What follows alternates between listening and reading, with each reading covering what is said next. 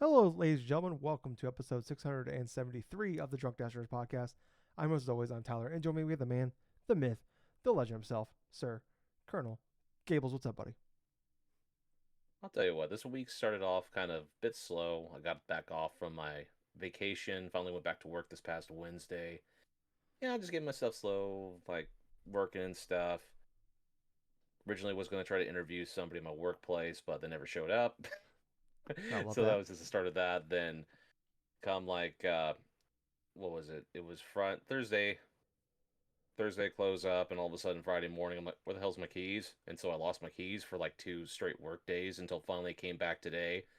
Looked in the closet, that put my lunchbox in, and there it was, my pair of my lanyard with my keys and stuff, like draped across a corner rack inside there. Like, I don't know how the hell you got in there, but dang, am I glad to see you. Yeah, right.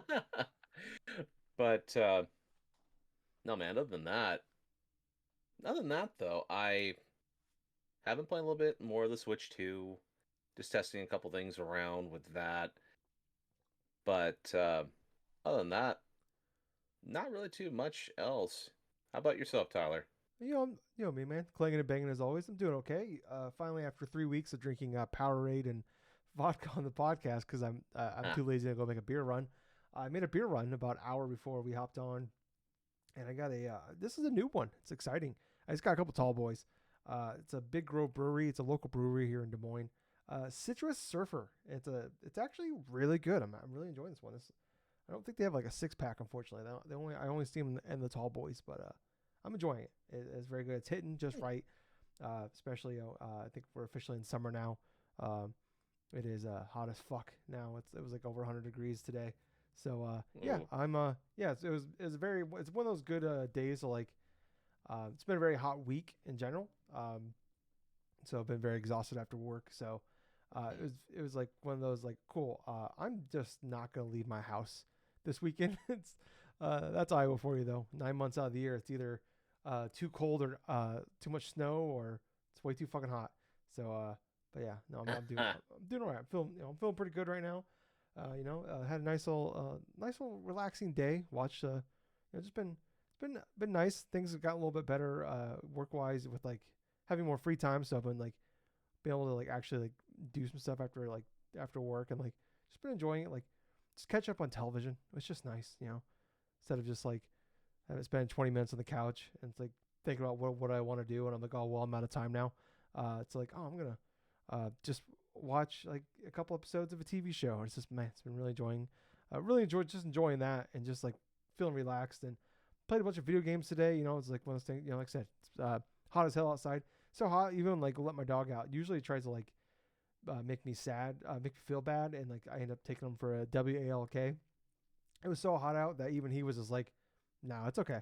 It's like, we always walk around the square in my apartment. Like the square and at the apartment complex here, and a couple of the times he's like, we can cut this one short. I'm like, okay. I mean, like, you know, I enjoy the little walkabout out there, But I was like, I'm like, if he doesn't want to do it, I know, for damn sure I don't want to do it. But yeah. Anyways, I'm doing pretty good. Playing a bunch of video games today and enjoying the day. And we'll talk about those a little bit later. But anyways, believe it or not, this is a video game podcast where Gables and I get together every week to talk about video games, everything we love and hate about them, love and hate about them. Sorry about that.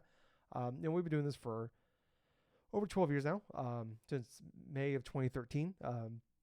We have full time jobs. We just do this because we love video games. And there's no like we don't have like a Patreon. There's no way like not like that. But if you do want to help us support us in any way, uh, subscribe to us on YouTube. We do have a membership you can do. Like it's like 99 cents. There are like a $5 and $10 tier, but we don't have like anything to like. There's no offer like bonus stuff, anything like that. Like I said, we have full time jobs. We have responsibilities out there other than be able to do this full time. So we just we do this podcast because we're Sunday morning. Every now and again, it might be like a fun little extra thing from us, live reacts, stuff like that. So the YouTube channel is the best way to really support us. And if you want to go the extra mile, give us $1 a month. We'd really appreciate it. They just a little appreciation. And yeah, it might be like, oh, it's only $1, but it does add up. We would appreciate it if you can support us that way. But we're also on Spotify, at podcast, anywhere podcasts are on. We are there. But Gables, let's jump into it. we've been talking a lot about we're just so ready for something to play on our Switch too besides Mario Kart. Like we like Mario Kart, but it's like I think we were both like, man, we just want something else to play on it. Mm. And yeah, so we finally had a Donkey Kong Direct. Gibbles, before we get into like the nitty gritty here, I mean, we start jumping into some of the details. I mean, overall general thoughts on the Donkey Kong Bonanza Direct. Well, Donkey Kong Bonanza, from what I saw, I mean, it looked great. I'm not going to sugarcoat it. I mean, this is pretty much kind of like peak Nintendo, to where at their creative peak and stuff, when they have an idea and they want to stretch it to something, they go generally all out, no questions asked and stuff. This did not feel like a half-assed project. I know 3D platformers may not be a lot of people's taste or something like that, but when I look at Donkey Kong Bonanza, I'm instantly thinking the type of feelings that I got when I saw Super Mario Odyssey for the first time, and definitely gave me Breath of the Wild sort of vibes and stuff with it, just seeing aspects of this game in motion, the different areas you get to explore, the subtle revelation that the little stone creature actually is Pauline, which Yeah. is kind of hilarious because that's a character that's never been really fleshed out since, well, her introduction in the original Donkey Kong, pretty much. I mean, she had a cameo role inside Mario Odyssey, and then here she is now, like part as like a tandem here with Donkey Kong, like one of the main characters. So that's pretty cool though. And I just really loved the creativity I saw inside of this entire direct, right? It felt like all sorts of features, all sorts of things you can do, and the clear emphasis on, hey, look at what you can do inside of our game. Mm. And one of the things that gets people excited about playing a video game in general is the thing of, oh, I can actually do something that I don't get to do a lot of inside of an actual video game, say for today, or man, this has such a feature-rich type of thing that it really reminds me of something, say, 20 or 30 years ago. Which is exactly the kind of feeling I felt when I was watching Bonanza, because it felt like it had a mix of not just Donkey Kong 64, but it had there's skill tree elements of like certain other open world games we played before. The destruction, like devastating, like the environments and stuff kind of remind me a mix between like Holt, Oakland Destruction and stuff, and like Red Faction. Let's see, when it came to a lot of the different features and stuff, there were some features that really reminded me of like Banjo-Kazooie, Mm. because the it looked like a Rareware style of game, because some of the characters that you interact with, some of the NPC shop characters that you saw, they're these big old bulgy eyes and stuff like that, and then these like cartoonish like looks on their faces, and the expressions of like DK's face and everything else really reminded me of something from way back when, the late 90s, when you were like playing Banjo-Kazooie for the first time, minus the gibberish text, like the gibberish dialogue or something like that they created. But one of the main drives of this game, and what I'm most interested in from watching this direct now, was just it's just the main gameplay, just the explorational sort of elements. Because with ever so much stuff that you collect and then upgrade a lot of things for DK, it just feels like there's so much more options of things I can do. Like, for example, I can have Pauline help me transform into like a Super Saiyan style of a Donkey Kong, just wreck destruction Yeah. everywhere, or I get all these powers from some of these ancient, like, There's like the all these ostrich ancient one. gods or something with Yeah. sneakers, Yeah. and I can transform into a zebra and like act like Jesus and walk across water, or I'm Yeah. transform into a giant ostrich or something like that in mid flight and just go and just dive down, or the craziest part about it is it's like we're so used to like transformation for certain characters, it's like for a limited time, and all of a sudden that's it. We have to go to another world to do another feature or transform into another transformation. But no, all three on the fly. Like you can go from a Super Saiyan Donkey Kong to friggin' ostrich to like a friggin' zebra to this and that, just experimenting with it in the overworld to see, okay, if I do this in this exact way, how am I gonna get to this switch over here that's like 50 feet in the air? It's like, oh, I have to go walk on the water here, go maybe up to a platform, launch myself up, transform into an ostrich, and all of a sudden go to the switch and just unlock whatever type of Banandium gem or something like that. Yeah. But yeah, man, out of all that time, the 20 some odd minutes or 17. 15 to 20 minutes or some of watching this, it just left me wanting more. Yeah. This is the game that should have launched. Absolutely. And the only reason why it didn't is because Donkey Kong is just because Mario Kart is always a major Yeah. seller. And because of how well it did with Switch, that's why they chose to do Mario Kart World. But Mario Kart World may have helped the Switch get on its legs, but I feel like with freaking Donkey Kong Bonanza, this thing is going to be running forward. Yeah. Yeah. Yeah. No, I agree. Like I went from like we seen like the little bit we seen. I've watched like some gameplay from like people that played it at like the Switch 2 events that were going Mm, pre-launch. mm, And I was like, okay, this looks cool, but it was like nothing about it was like I'm like it was one of those things like it looks like I'm not saying like it looked bad to me at all, but mm. like yeah, it looks great, but it wasn't like I'm like okay, but like I'm not like what's like the thing that's gonna make this like fantastic, you know, like the Nintendo like there's a standard you expect from like the top tier game, the S tier games from Nintendo, and Right. this was like okay, this feels like it should be an S tier game, but I'm not getting wasn't sensing S tier out of this. This No. direct definitely like I'm like I went from like okay, I'm looking forward to this to play because I'm just looking forward to like playing a game on my Switch 2, you know, outside of Mario Kart, and to like, oh man, I cannot wait to like. I went from like I just cannot wait to play like this game. Just shot up in like hype and expectations for me. This game just looks like pure joy, a ton of fun. What were you go ahead, Gables? Well, the question I had to ask you is from how Nintendo presented this game, did you get the impression that this may be a Game of the Year nominee? Um, I think it can be. I mean, we do six. I feel like there's probably gonna we're gonna have like at least one Nintendo Switch 2 game, like you know, like Mm, first party game that's gonna make the list most likely. Um, I guess well, Mario Odyssey and Breath of the Wild both made it 2017, so it's possible to get two.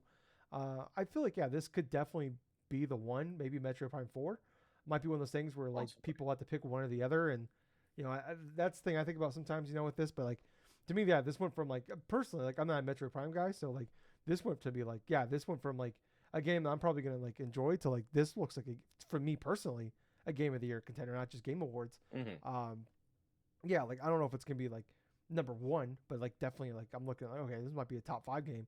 But I'm This also may very be in the excited. conversation. Yeah. Yeah, yeah, definitely want to like look just looking at like when you look at like what's coming the rest of the year, it's like okay, like I already have a pretty solid couple games on my list right now, but it's like this might you know, and there's other games I'm looking at too that like oh this will probably be on my list as well, but this definitely has entered the discussion for me of like okay, this might be Yes. a top 3 to 5 game for me.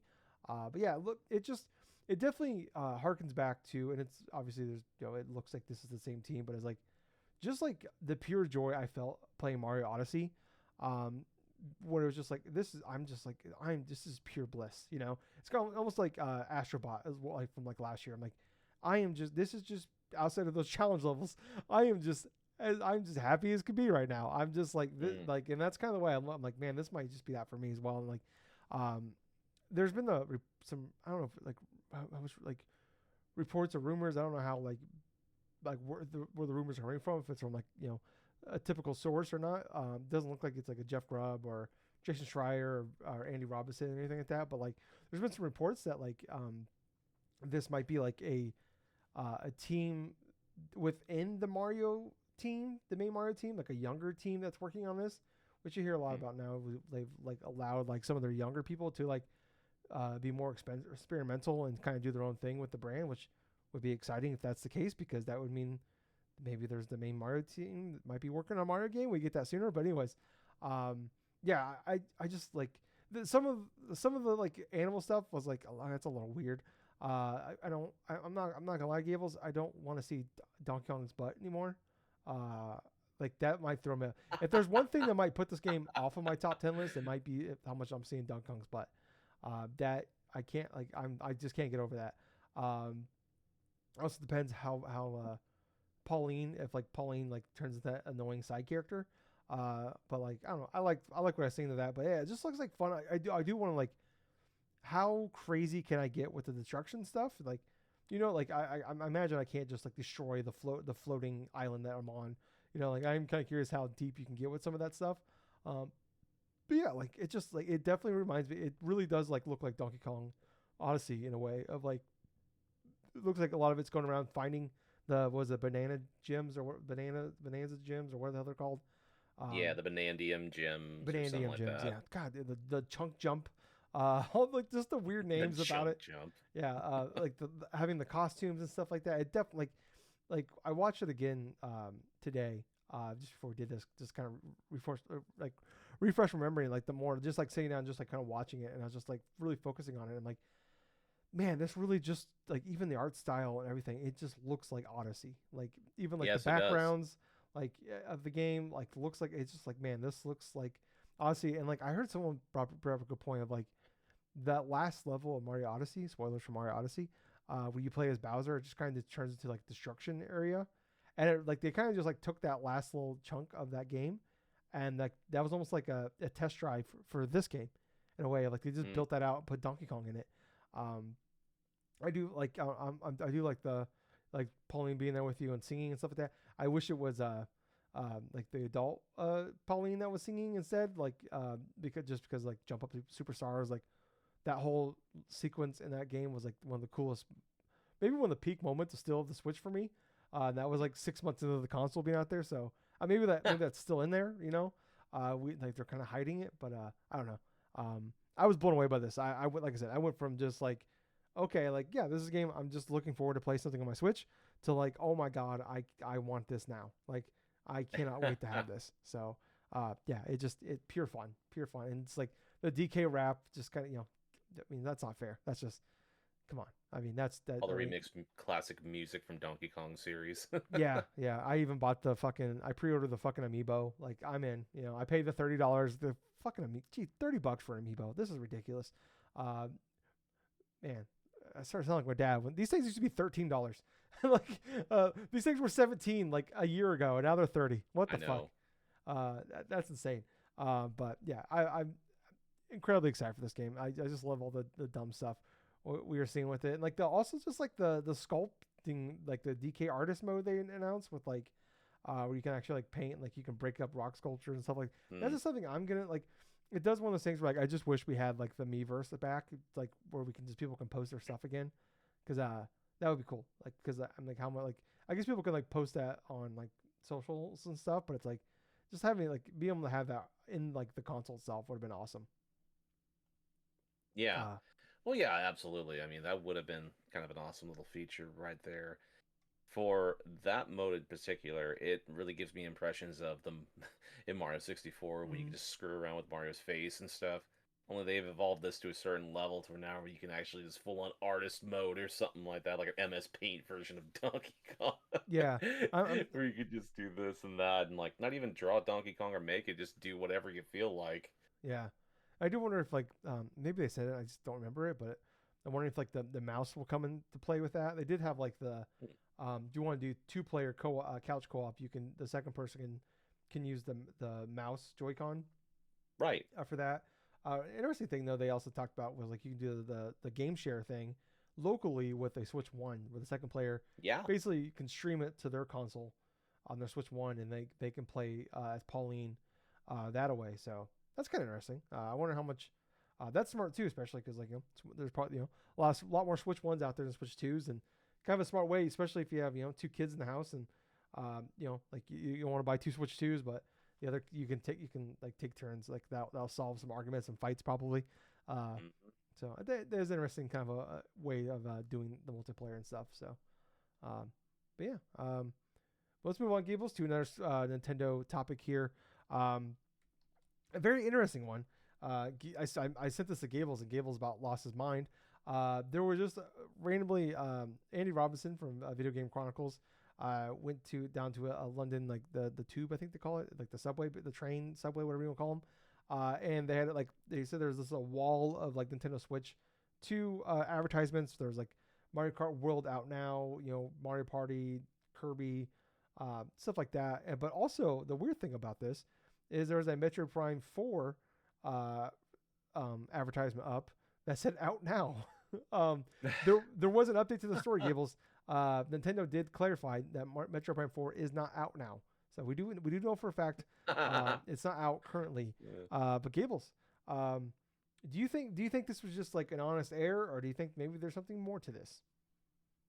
I kind of feel like this is an honest error on the part of the company that initially did these particular things in the subway, because when it comes to any sort of major communication stuff, I'm thinking that this company probably went with the idea of, oh, okay, well, let's go ahead. If we're doing stuff in Nintendo, let's go all the initial things, and just didn't pay attention to what that one portion of, what the Metroid one says, because they probably didn't even know too much about the initial game releases anyway. They say, oh, okay, this is going to be out now, this and that, and this and that.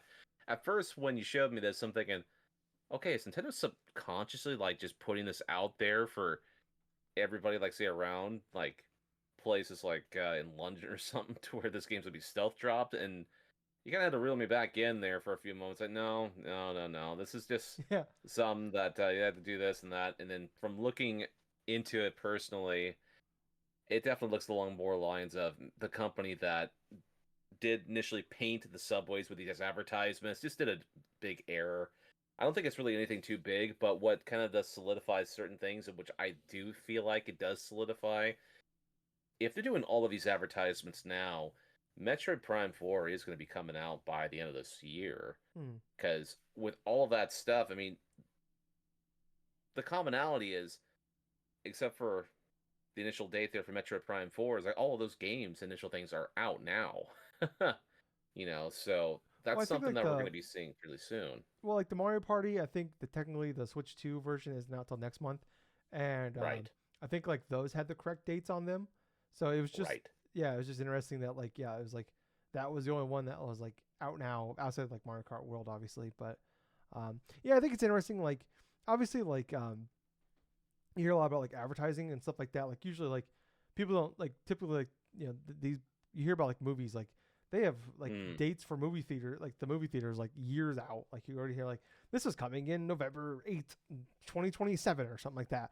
And like right. there's a reason for it. Like the advertising and like you got to pay for that shit well in advance. I remember listening to a podcast a long time ago and someone talked about like there was like it was like I think it was like BioShock Infinite was like the game that was like it got delayed but like 2K or Take Two like bought all this advertising space that was like up in Australia because like they had a 2K Australia at that point, and they bought this like space like months and months and months in advance, and the game Yes. got delayed. Well, you can't like so they end up like putting up an advertisement for like I think it was like Borderlands 2 that had already been out for like a couple of years at that point, just because like they already paid for the ad space, so it's like that is a major part of it, and like it's interesting, yeah, the Metro Prime 4 out now thing being there because like I don't mean like obviously I worked at like a small video game store like almost 20 years ago, and like we usually if we got posters for a game, it was usually like in the game like for like out now type of thing or whatever. Usually we got it like a day or two in advance, but obviously like like I said, this is like a small store 20 years ago, so this is like London and like the main subway station, one of the main subway Hmm. stations. So this is a lot different. Like I said, they probably bought this space a long time ago, so I'm wondering maybe like were they planning on putting Metro like we think about okay like when they were at one point, from what we understand, was like Switch 2 was supposed to be out last year. Maybe all this was ready to Yes, go, and they thought Switch this would be coming out, with the Switch 2 or a long time ago, and they delayed it because the Switch 2 got delayed, and then that's possible. push everything out, and then, like that poster was just been sitting in a closet somewhere with all the other posters or whatever, just waiting to go out or whatever they keep the posters. I don't know. And like yeah, but like, also I'm like kind of like initially I'm like okay, obviously this was an error, but I'm like okay, well if they have an out and out thing, like maybe like okay, I think most of us consider this would be like the big November game because now Pokemon's coming in October. Now I'm like okay, maybe it's August. I don't know. Like I don't know. Like I went from like okay, that's the November game to like maybe this is just the August game. Maybe like it is kind of weird. Like I don't know. Like um, it's just it's weird to me that like you don't have the date on it. It just says out now, and I bet like uh, that London the people that like obviously work there that are responsible for putting up the advertisement stuff like that are probably like very happy it didn't have it said out now instead of had a release date on it. because Yeah, I imagine absolutely. they don't want to deal with the wrath of Nintendo and then also their lawyers. So they're probably all like, "Oh, thank God!" It's just like, okay, this is an easy explain away thing. But yeah, just very interesting and like it was just funny like to see kind of like um, everybody kind of like collectively like I think had the same thing as you did for about 10 seconds of like, "Oh my God, like what does this mean?" And then it's like then you kind of like, okay, well wait, and then you kind of think about it for a little bit, but I don't know, it's like it's just kind of fun, it's just kind of like a fun dumb story out there, but I don't know, it's just kind of fun, like it's kind of one of the fun things about the internet sometimes. It's just like everybody collectively like losing their mind for like you just kind of like going through blue sky, and I just see for like 3 minutes it was like what the fuck, and it's just like okay, and then like I click this like okay, wait a second, so I don't know, I enjoyed that for a minute. um but next up here, kind of moving away from Nintendo and going over to the PlayStation Bungie side of things. Um, Interesting week. I don't think I don't think it was anything like shocking to anybody. Just kind of based off how things are going lately with Bungie and like the just kind of reports you're hearing about inside of like morale being really bad at the studio. Obviously, there's been a lot of issues with like management and uh, layoffs, stuff like that. 'Cause, like this issue of like they're kind of like becoming a PlayStation studio now instead of a Sony studio. Uh, but there was the marathon had the was officially delayed. Oddly enough, usually when it gets a delay, you get like a release date or you get like a window of some sort. Uh, we did not get any of those things. They did say though, this is a quote from the blog post. You'll hear from us again later this fall when we can share the progress we made alongside the game's new release date. So interesting, they're saying fall here. So I'm wondering, obviously, they could say, hey, announce in September, put out in November. But I would say that's probably not something you want to do with Call of Duty looming. Um, so I wonder, I'm just at the point where I'm expecting this game probably will not be coming out in 2025. And probably not the worst thing, that probably not the worst idea. Obviously, like there's never really a great time anymore to put out a game. It just seems like there's always games coming out, big and small, and something like the next big thing just comes out of nowhere every now and again. But kind of some of the things they talked about that they're going to be working on is that they're going to improve the survival gameplay, better AI, more rewarding runs, more strategic combat. They're going to double down on like the universe, improve visuals, more narrative storytelling, uh, darker tone. It'll add more social experiences to the game, probably more like like random events like you would see like sometimes like Destiny 2. And then also going to include better experience for solo and duo, Jesus Christ, solo and duos, Dua Lipa. Dua Lipa is out in the game actually. No, including a better experience for solo and duos, and also include proximity chat. And then obviously they had a alpha. I believe that was in May. I want to say maybe April. I was It part of that. was. I played for like an hour or so of it. Um, but there was kind of mixed reactions from the alpha.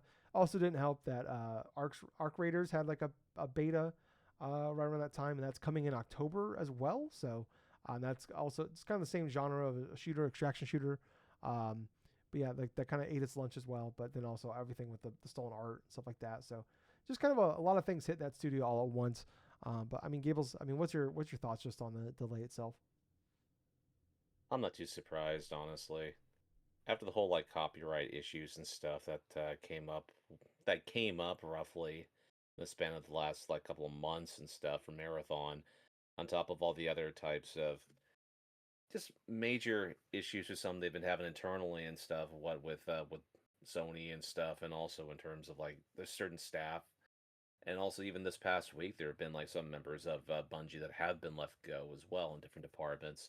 So it just feels like more of a kind of a reset, and hopefully they're able to do enough in order to regain some interest with Marathon, because right now this is kind of like a red flag here for Destin, just for Bungie in general, because now they're having to delay this game possibly into 2026. We don't know yet like what exact date, but the fact that they're saying fall makes me think that it's probably going to be like early 2026. We're probably going to see this game possibly re-revealed. I mean, the biggest red flag is that has this game now lost interest in the from the people that were initially wanting to play it to begin with, and will people actually give a crap about it when it actually does release in the next year? Because we've seen live service games before, like be announced and all of a sudden they get all like they don't get that much or maybe even some negative fanfare or something to get delayed, and all of a sudden it's like they're dying in the span of a week. A la, well, the biggest example of that's Concord, but the thing is I'm not really too surprised this is happening now because Bungie now is forced to go back to the drawing board, recreate certain assets in order to replace a lot of the copyright stuff, maybe get things all straightened up with what they want this game to look like, presentation wise, also maybe story wise as well. Because I'll tell you what, even when this game was revealed, it left a bad taste in my mouth. It basically kind of felt like it just kind of basically felt like more of Destiny 2, but at the same time, it felt kind of a little bit less than, it was more questionable to me. It just seemed like it was just kind of boring to me. But at the same point, who knows? Maybe this could pull a 180. I mean, I'm just trying to be optimistic with this initial game because it does have the possibility to where it could, maybe little bits at a time, gather enough to actually release the comparably with some good content, maybe. But yeah, I just don't want to be too overly negative. I mean, I'm going to give these people a chance to see if they can recoup this, but yeah, it's just not looking too good right this second. Yeah. Yeah, I mean, I don't want to do like I talk about all the time. I was like, my least favorite thing is talking about the play online games, live service games in general. It's just like it's just the same discussion we've been having for several years now. But like, kind of looking at it as a different light and just like talking about this in a sense of things. Like, I think just even if the game was like fully ready to go in September, like it was supposed to, I think just going away and going dark for a while, and then try to come back with like, hey, let's take a step back. Let's, try to like, let's figure shit out here. Like, what's a better way to like introduce this game, show it off, market this game better. Just going away and going dark for a little bit and figuring shit out, and then coming back at a later date and kind of like, just like maybe people will forget. It's like it seems like crazy shit happens in like the news and gaming all the time. It's like it's a big story, then 2 days later, no one talks about it anymore. Like that could be a case here where like maybe like we just forget about like all this shit, in 6 months. Just like they come out like hey in October, November, and then they do like another like little hey like here's a breakdown. We do a preview event. Here's the changes we're making. It's coming in January or February or whatever. Like it's totally possible. I played the alpha like I said for like an hour or so, but I only played solo. And it's definitely like this definitely like most of the time you play betas of games are really just like really glorified demos, like online betas for like a multiplayer or glorified demos. They're like also kind of like stress testing the servers. And this actually felt like a real beta. It honestly reminded me a lot of like when I remember like all of us, like you, me, and Jake, way back a long time ago, like first year of doing this podcast, of doing playing the Destiny Alpha. Yeah. That was the famous one where Peter Dinklage, like the wizard came from the moon. That one, like everything. Like I love like playing that. I was like, okay, I love the art design of this. I love like I actually like Peter Dinklage in that. Believe it or not. But like the gameplay felt great. Like, and that's kind of a way I felt about this. Like obviously Peter Dinklage is in Marathon that I know of. But like I thought the gameplay felt great. I love the art design of this game. Obviously there's an issue of like how much of that art design is stolen. That's another discussion for another time. But like I love like everything about it. But it's definitely like it was one of those things like playing that Destiny Alpha a decade ago and playing this where it's like it just kind of felt like a lot of emptiness, and you could definitely like you can see like random enemy pop ups, stuff like that. So it was like playing this, and it was like, but there was like a lot of like just downtime. Playing by yourself was like, okay, this is not fun. And also like you hear a lot about extract shooters. It's definitely one of those games like it is hard to play those type of games from what I understand of like not playing like you want to play with a team of people because it's just it's one of those things like you hear about like people play like when they like you play Elden Ring like the Night Rain, everybody's like playing that solo is just impossible. You got to play with in trios and stuff like that type of thing, and it's like so yeah, like I don't know, the shooting felt great, the art design was fantastic, yeah, but it's like to me it's like I was playing this, I'm like I wasn't too worried about it because it was like this I was playing, I'm like this actually feels like what you would expect out of an alpha, or like when you hear about alphas and betas, this is actually what I expect out of this. It's clunky, there's some bugs here and there, you got the weird like dumb AI things going on, like little hitches and glitches here. Like this is actually what I like. like what you expected, when you first started playing these betas that were actually just demos for a game. Like you're playing a beta of a game that's coming out in 2 weeks. I'm like, they're not going to change shit. This actually feel like something might actually be able to change here. And there was supposed to be a beta, I think, in July. That's probably not happening now at this point. So I don't know. I don't know how to feel about this one. Like obviously, like yeah, like we talk about all the time, putting out online game service thing. It's hard enough as it is. Someone made a really great analogy of like this. I talk about all the time. Like I've said this forever. Like you could be a great game, but if no one plays it, or like but there's like not only like you're fighting an uphill battle of like all the big games out there. These black hole games that everybody talk like that Right. video game industries talk about. But it's just like you could be a great games and service game, but you're Charles Barkley in the era of Michael Jordan. It's like Yep. you're Patrick Ewing, you're Karl Malone. It's like you could be like this 9 out of 10, this fantastic game, but it's just like like yeah, you might break people off for a little bit, but eventually they're gonna go back to the thing they love. So yeah, like it's definitely like, I mean, I don't know. It's just, and then like there's been some more reports recently about like the team at Bungie wasn't super like jazzed about this game. This project. Like it's definitely, this was like one of those, no, when the circumstances where like the big wigs were like, they see the dollar signs. It's like, we want a games of service thing. Oddly enough, it's funny that this is the team that has Destiny. But like we want that big games service, we infinite money, please, game. And it's like kind of forced upon the team type of situations. So it's like, obviously, these are creative people. This isn't like our job where you get forced to go do something you don't want to do. It's like, Monday thing. These are creative people where, I don't know, like it's probably, I'm not a creative person like that at all. I'm not trying to say like I am, not trying to like, figure out their mindset, but I imagine one of those things where it's like, you gotta have the creative juices flowing. It's probably one of those things that's hard to do when you're like forced upon the situation that it's forced upon the thing you don't actually want to do, or you're not super jazzed by. And then also on top of that, I recently was like, I listen to books on Audible. Like it's just like books on tape type of thing. And it was funny. Just recently, Jesse Schreier has one of his books, not Press Reset, the first book he had.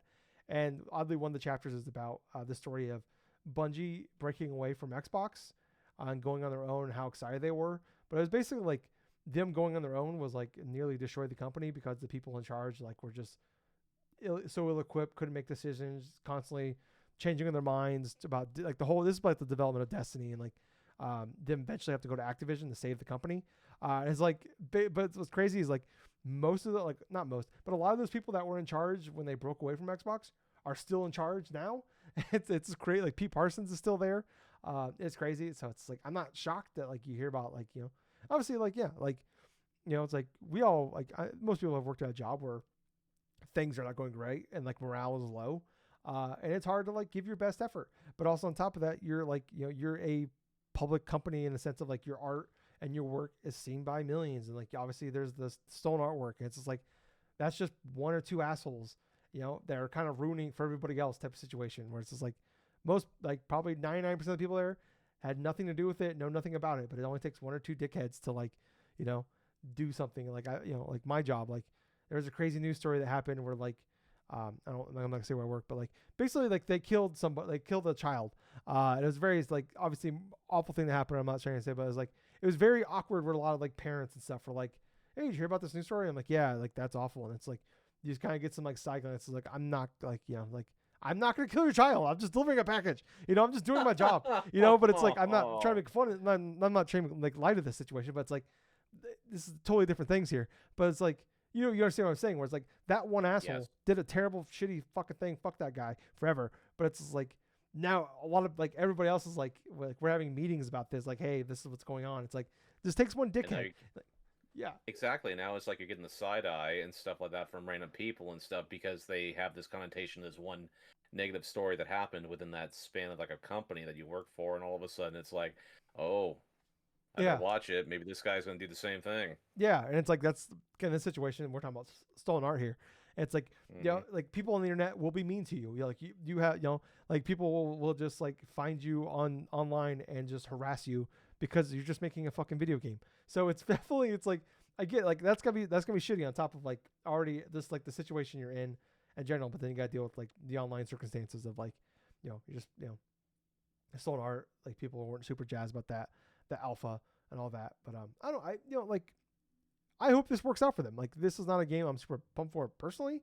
Like I'm not a track shooter guy, like or anything like that, and like it's just, like, tough for me. Like if I'm gonna play a game service thing, like usually if I jump into a game service, I just go back to like Fortnite for like a month or two every year. But like I don't play a lot of game service stuff. Like everybody's got their side game, and mine's usually Madden or college football. You know, but I don't know. It's a tough situation, and like I hope they figure it out, pull together, and like because like I don't know, like gaming is better with Bungie in it, and it's just like I don't True. want like it just sucks to see where like Bungie is nowadays. Where like you know a few bad decisions by people up top, and then it just feels like it seems like a miracle the studio is still around. And it's just I don't know. It just sucks because it's just like there's a lot of people that still love Bungie, and I don't think this game's gonna be a Concord. I know people are like this is the next Concord. I think the floor is a lot higher because Bungie's name still has a lot of value to people, and there's still a lot of fans of people that love Destiny. Like like you talk like you have a weird relationship with Destiny where you put thousands of hours in, and you played, you buy all the expansions and stuff like that. But yeah, like there's a lot of people out there that maybe don't play Destiny anymore, but like they want to play the next big Bungie game, and like yeah, like I look at it like I would love like I've been saying forever. Like I wish um, they would make some I want them to make the next big like online game like, but I want it like more like a Destiny or a Halo, like a co-op campaign game instead of like whatever this is going to be. But like I said, I hope they turn around, they figure it out because I think things are better with but we need more. We need Bungie to stick around. Gaming is better with them around. But Gables, that's kind of for the news this week. Let's jump into what we've been playing. Do you want to go first? Do you want me to go first? Let's see. I'm gonna go first here because this is gonna be kind of a little bit unorthodox and stuff. So I have been playing games this past week, but I also been doing a little bit of something else, and Oh it's God. kind of led to me actually starting playing in like an actual like online game as well. So what ended up happening was this past week I decided to try out a new game that I had bought last week or something like that for the Switch 2 because I was highly curious how this game would perform. And so I ended up buying Pokemon Violet, right? Oh, Yes. So what I ended up I own that game. doing is, yeah, you own that game. I always buy the And with opposite of you. So it's now you both now I feel weird. Well, I have both. I do have both, and I can I don't always like play that. Scarlet and stuff like that if I truly want to. But the main reason why is because on the onset, from the get-go, when I bought the Switch 2, hey, I'm gonna play Mario Kart World and stuff, but if I get done with this sooner than I think that I'm gonna be doing, and which I'm kind of am a little bit done at this moment, besides playing online with people, Yeah. and stuff, and having a little bit of fun with that, I'm decided to just give Mario Kart World a little bit of a side break right here, and I just wanted to play the last Pokemon game because, yeah, the main thing I remember from playing my first playthrough with Scarlet was the performance issues, obviously the weird, like, various little glitches and hiccups and stuff like that, and overall, just there was just a lot of technical hiccups that plagued that entire game from its release, all the way up until now. I will tell you this right now, from playing at least a couple hours from the Pokemon Violet, yeah, there's still little bits of like hitches, like say glitches and stuff like that, but the performance is actually running fairly good. And I was playing it predominantly in handheld mode, and from the get-go, after I get done with the introduction, get my starter, go around exploring different areas. I was just really curious. I was going through the bunch of the forest stuff that's like towards the beginning portion of the game before you get to the academy. Because okay, I'm gonna see what happens if I go this deep and try to search for a specific Pokemon. There was not even hardly any frame drops Hmm. at all. It was like 60 frames. It felt like it was 60 frames like in handheld, right? I'm not sure of the official like FPS and stuff when it comes to dock mode, and then I've not even tried it on my TV.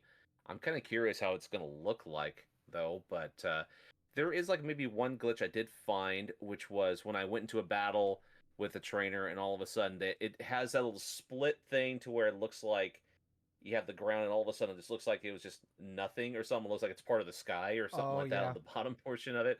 Yeah. That still happens from time to time, but it's not as frequent as it was for like Pokemon Scarlet for me, like a couple of years ago. But game runs fairly smooth. It's fairly quick and responsive. I haven't really had too many issues with, like, say, the landscape of something. Like, all of a sudden it when you get closer to it, all of a sudden it just starts just weirdly just moving up or moving spreading out or something of the sort. Like the game can't even like manage to wrap the initial geometry or something Yeah, around like like certain you're watching portions it of it. load in front of you. Exactly. If yes, exactly. When I played Pokemon Scarlet, that's exactly what ended up happening, where I'll be exploring something, all of a sudden land started to expand or it started to shrink. Like there's different loading stuff that would happen while exploring. It was really jarring in some aspects, but even though there were aspects of it, I still enjoyed my playthrough back then because at its base level, I still loved collecting the different Pokemon, fighting against certain trainers, even though I had to search out trainers in order to, you know, beat them and then do the other types of stuff. But so far, it's been really positive. I mean, it hasn't been obviously with the major update that they did for Scarlet and Violet, they definitely tackled the certain issues that people had major issues with. Obviously, the frame rate stuff, the bits of stuttering stuff, just performance stuff mostly. As far as anything that kind of was up-resed and stuff from the environments, nah, not too much. It still looks like portions of the grass are not as highly detailed as they could be, or what's really interesting is you go from something that was completely detailed for like Mario Kart World with its initial stages and then exploring everything in that overworld. And you go to Pokemon Scarlet and Violet, where the terrain still sort of looks like it's kind of a little bit pixelated here and there, with blades of grass or the trees, or they just kind of look weirdly kind of constructed. But other than that, though, this runs better than what it is, so that's Mm. still an improvement. But I'll be playing a little bit more of it in the coming weeks because I want to try to occupy my time with something before Bonanza releases on the 17th of July. But the other thing I ended up doing is I started to get a little bit of an interest when Magic the Gathering had an announcement of the Final Fantasy stuff. I just decided to think to myself, okay, I wanted to delve into Magic the Gathering. I wanted to try a new card game. Now, I didn't go all in with this stuff. I started playing Magic the Gathering Arena. I haven't played too much in regards to stuff, but I just want to get a baseline thing. But I will tell you this right now. I decided to get one commander deck, which, let me tell you something. The Final Fantasy stuff, this thing's being scalped to hell. And I Yeah. mean scalped to hell, dude.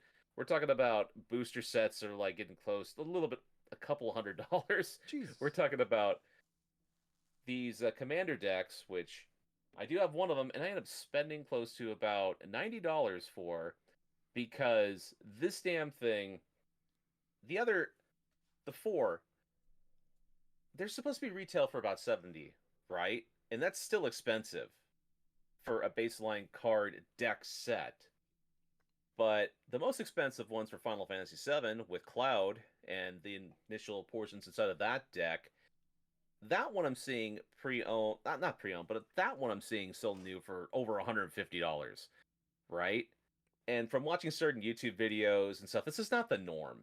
Usually when like Wizards of the Coast, they release like a new set for this card game, it's it goes, it goes up to a certain extent and all of a sudden it just and this is talking about like a card set that could just last for about 3 years, right?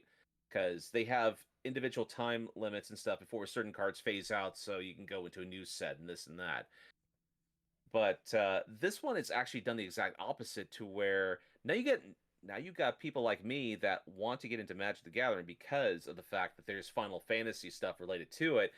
And all of this fresh eyes are starting to raise things up and up to where now you're seeing cards like seeing like collector booster things going for close to $1,000, like certain card stuff like going $400 and this and that. It's like an artificial like boom. And this set, these Final Fantasy cards haven't even been out for more than a few weeks. But let me see. I don't have the initial deck, but I can show you the little crux of what I did get here. So this is part of the initial commander deck that I did get. This is for Titus, right, for Final Fantasy X. Okay.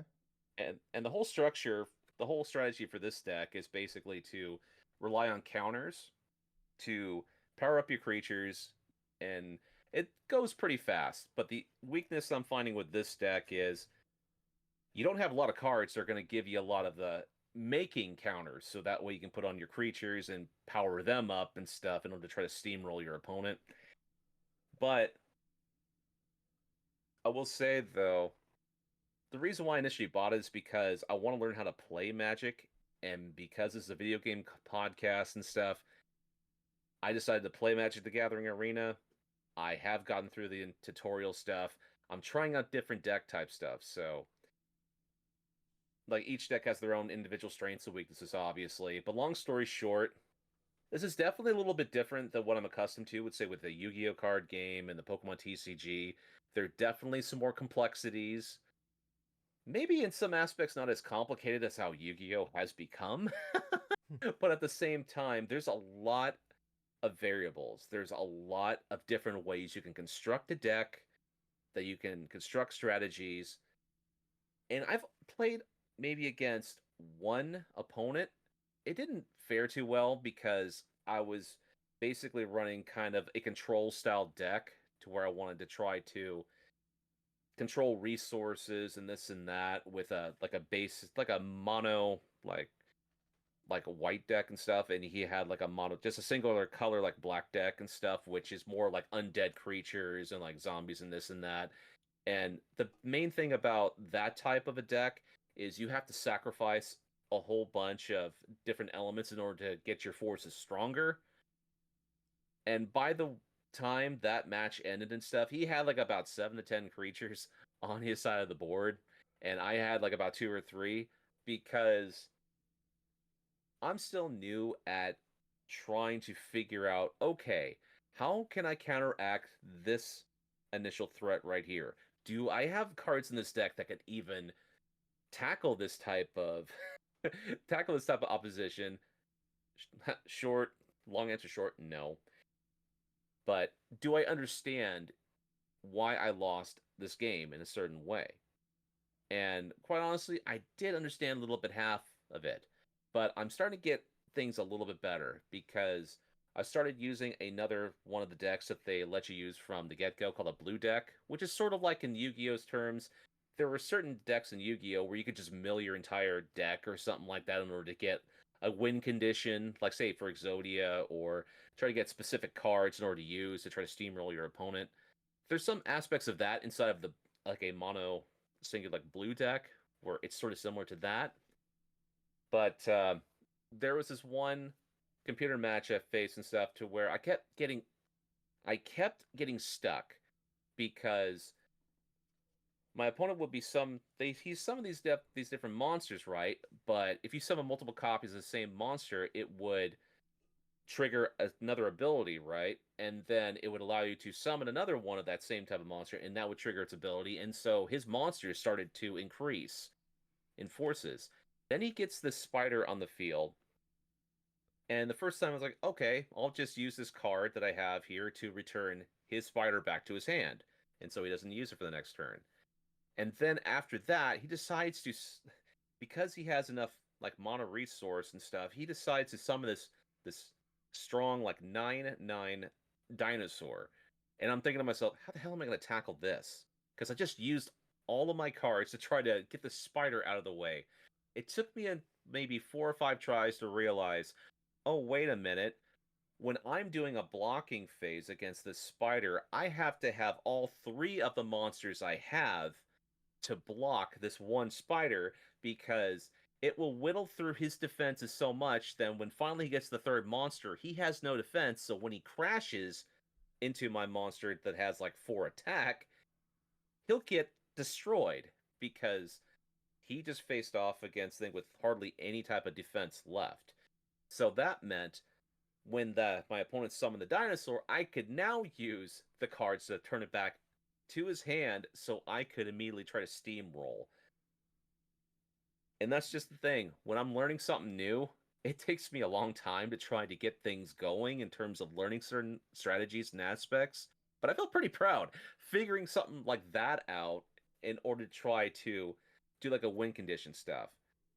But as far as the other experience of Magic the Gathering Arena, it's been all right. It's kind of the standard sort of free to play. You have all these microtransactions, cosmics, like cosmetics. You have different types of things where you can invest in the different packs or the different like types of season passes and all this other shit. But at this moment, I just want to learn how to play the game. And if I get more in depth inside of it, I can try to play this commander deck that I have here for Titus and then invest inside the cards to update this deck. Because let me tell you something. Inside of all of these Final Fantasy themed decks, they have like maybe a couple of decent cards that you could use, but you have to find other cards to improve the strategy of these decks. Because if you do just the thing out of the box, yeah, it's not going to be a good time. But yeah, man, that was pretty much it though for gaming for me this past week. How about yourself, Tyler? Um, I haven't played too much as far as like time wise. I did play a couple new games this week though. Mm, I'll spend a couple minutes here talking about the first one. Um, it is I've been playing it on I've been playing on my Steam Deck. A game called Squeakross, Home Squeak Home, I believe is the subtitle for that one. It is okay. people don't know. I love Picross. It is just Mm. I literally I think I own every single Picross, like official Picross game on Switch. That's Oh come yeah. out. I even bought the Sega one. I bought the Namco one. I buy them all. I play a good chunk of them every year. I jokingly always say Picross is my game of the year every year since 2017. um, and like there's one that came out a couple years ago that was they tried to make it more gamey, and I can't like it just wasn't very good. I didn't like it. That one was like $25. It was expensive. But anyways, this is I think it's also on Switch. But I've been playing. I bought it on Steam. It's like $15. But basically the concept of the game is it's Picross. Like solving Picross puzzles. But you create your own little mouse creature, very adorable. I named him Dell after Dell the Funky Homo Sapien. And basically you solve these like every Picross. People know Picross, like basically you solve these puzzles and it makes a design. Um, and in this game, you solve these puzzles and like the first one's like a chair, and then it's like a you can like a hat or it's a table, and basically it's like almost like a home designer thing where like you're building this little home for your rat or mouse, whatever.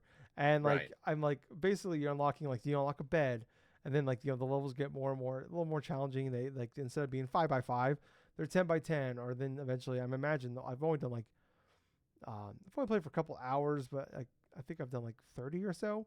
But like it's interesting is like they're always usually in increments of 5, and so far I've done like 8x8s and like I think a 10x8. Like it definitely changes up the way like you usually do Picross, which is fun. I love Picross honestly. It's like the like I used to like be really good at math, and I've definitely as I've gotten older my math skills are failing me. But it's like the weird like it's like Sudoku. I used to get really into that as well. I think it's like the weird math nerd in me that really just gets into it of just like solving these math problems in a sense. Um, but yeah, I'm having like my mouse very adorable. I click the little right button and he squeaks. But I'm like he's just so adorable, and I love like I'm not like the Animal Crossing guy or like the home designer guy. That's never been me. But there is a special part of me that is like kind of getting happy every time I add a microwave or I add like the alarm clock or I put the bed in, and it's just like seeing him like sit in my chair or sit in the bed. I'm like, oh, I got that for him. I did that. And look, he's so happy right now. And, like there's this weird dumb part in the back of my brain. I'm like, I love this because like one thing like I heard about is like I'm like I don't really care about that, but I do want more Picross. And I was like, well, people were saying, well, you don't have to do the home designer stuff. I'm like, perfect. Buying. I immediately literally stopped listening to the podcast I listened to. It was on MinMax, and I'm like, I bought it right then and there. And then now here I am spending like I spent like a good 30 minutes like, all right, where am I gonna put this fucking microwave? Like that was definitely a problem I had today.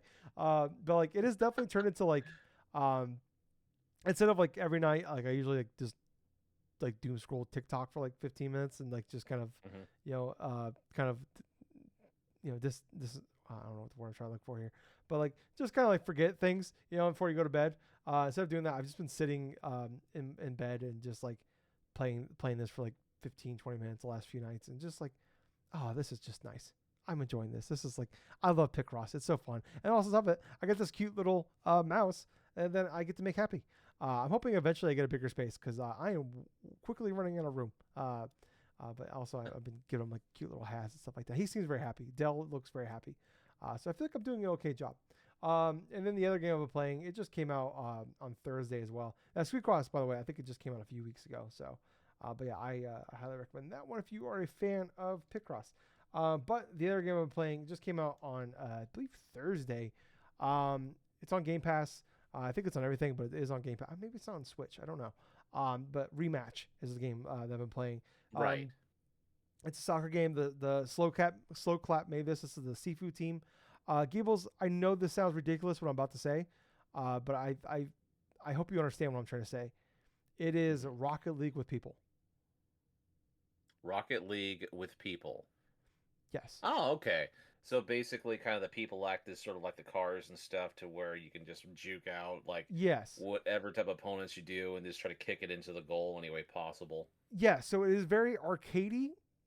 It could be also like it feels very like it doesn't. It's like arcadey, but also like the stick skills with this game, do feel very accurate. But like it definitely like it just gives me like when I first played Rocket League for the first time, like that feeling of like, oh my god, like this just feels good and I'm having a ton of fun. And that is this game. Like I will say this, I do have problems with this game, but like overall, like the core, like playing the game feels so good. Like just the way like I said, like you can like just dribble like the little crossovers, the jukes you can do, like just the things you can do, like like RB and X. And like when you're trying to like when someone like goes a slide, you can like pop the ball up.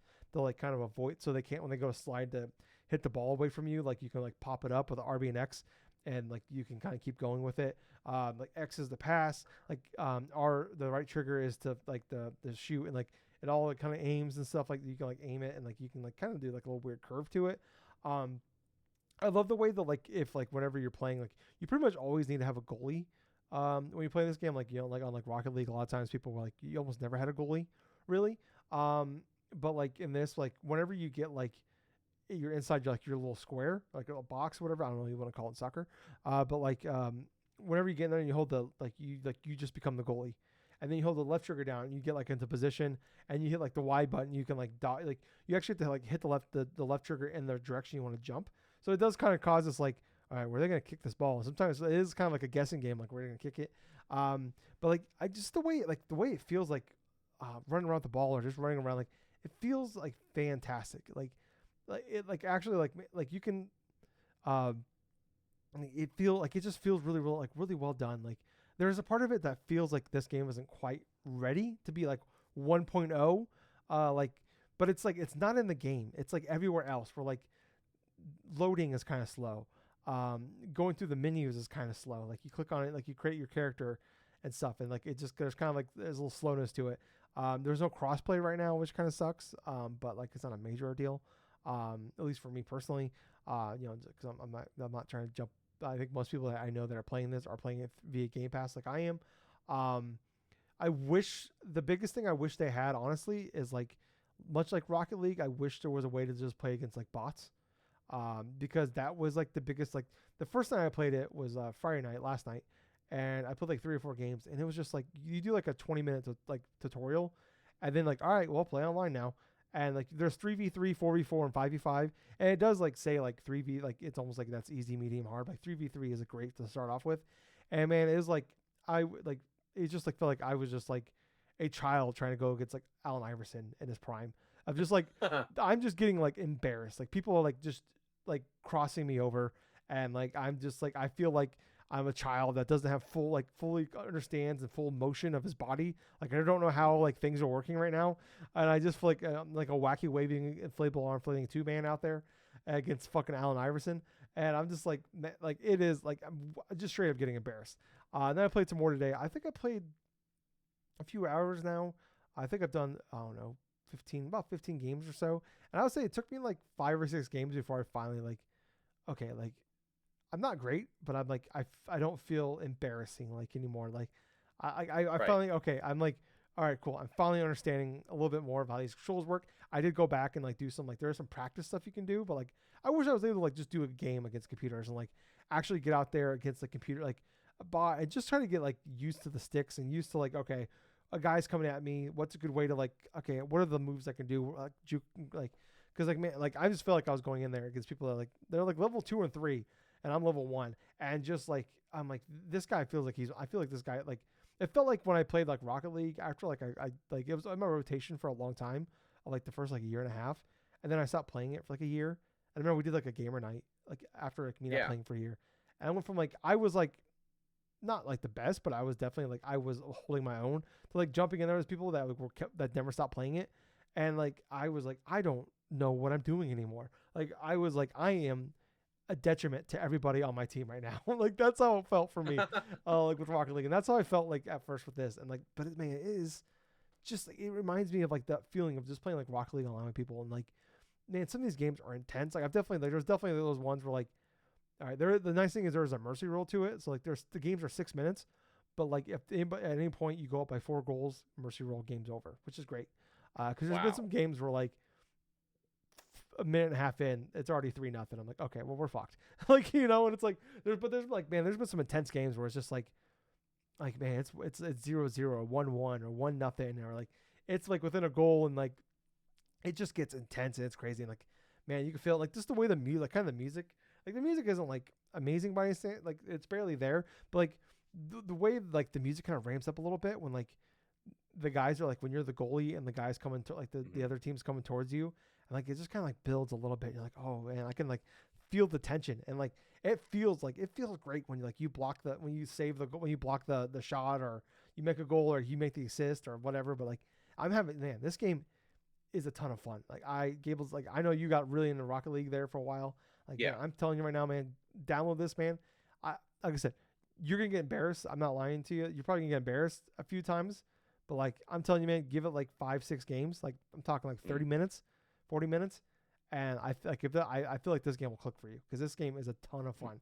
I just like they definitely need like I said like the main game itself is like it's like they got it there. It's just it needs a few maybe a few little tweaks and balances there. But like I say the biggest thing is just like making the game run a little smoother in the menus, and then like just allow me to like at the very least practice against bots, and stuff, and just kind of get because I feel like that's like maybe the biggest hurdle for a lot of people. Like when they play this at first, it's just like getting like okay, like just getting used to like the sticks because that is like they like that tutorial like I said they throw a lot at you very quick and like I don't know like I would say honestly before you jump into like the online maybe like dick around some of the practice modes and stuff but yeah like man this game it's a ton of fun every time I'll play like 3-4 games I'm like all right I'm gonna put it down and like 20 minutes later I'm like I'm gonna play a couple more games like I think I've shut down my Xbox and booted it back up 5 or 6 times today just because like I'll play 2-3 games 15-20 minutes like go watch a TV show or go let the dog out or do something and like all right, I'm gonna play a few more games again. It's like that's got the hook to me. Like it's one of those things where like I usually don't play games after work. It's usually I'm tired and like I don't want to jump into a game. But like this is like the perfect type of game where like I might jump in and just play a couple games after work or whatever. But yeah, man, this game could be like a big phenomenon here. Like we talk about like Mm. out there, but like out of this game, like who would have thought the Sifu team would make Rocket League with people, but they did Mm. it. Yeah. Anyways, that is all I've been playing this week. Death Stranding is coming out next week, Gables. I've got it pre-ordered, Hmm. but I'm thinking I might wait to play it. Oh, really? Yeah, it's kind of the issue. I talked about this a long time ago. My main job is delivering packages, and I Yeah. don't know if I want to play a game that's all about delivering. Like, obviously, there's more to it, but I don't know if I want to play a game that's about delivering packages. And it's gonna be a big monster of a game. I know that.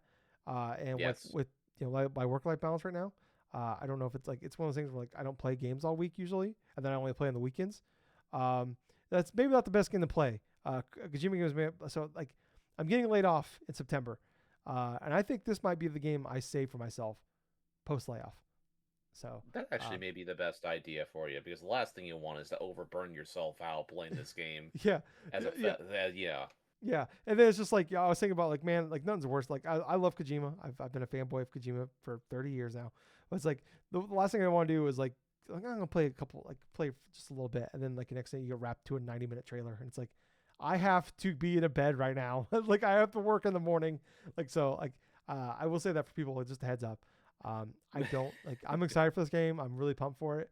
I watched a 3-hour lore video over a deep dive lore video over the last few weeks on this thing to prepare myself. And like the closer we get, I'm like, this might be a game I just hold out for a couple months. And this might be my present to myself for congratulations, you don't have a job anymore, game.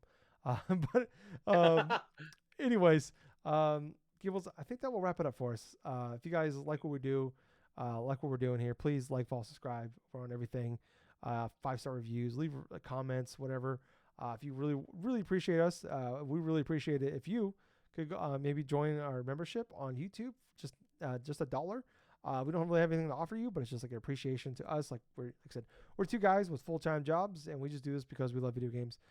So we'd Yep. really appreciate if you can just do that for us.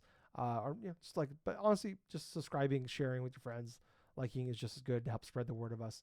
But anyways, I was Tyler. I have been Colonel Gables. Until next time, everyone, play some fun games. Get ready for the summer. Well, at least the late summer with all the massive game drops leading into the fall game drops and stuff. Mm-hmm. But most importantly of all that, thank you for listening to another fun-filled episode of the Drunk-Nerds podcast. Hey, Gables. Yeah, Too sweet. too sweet, man. Bye, guys. See ya.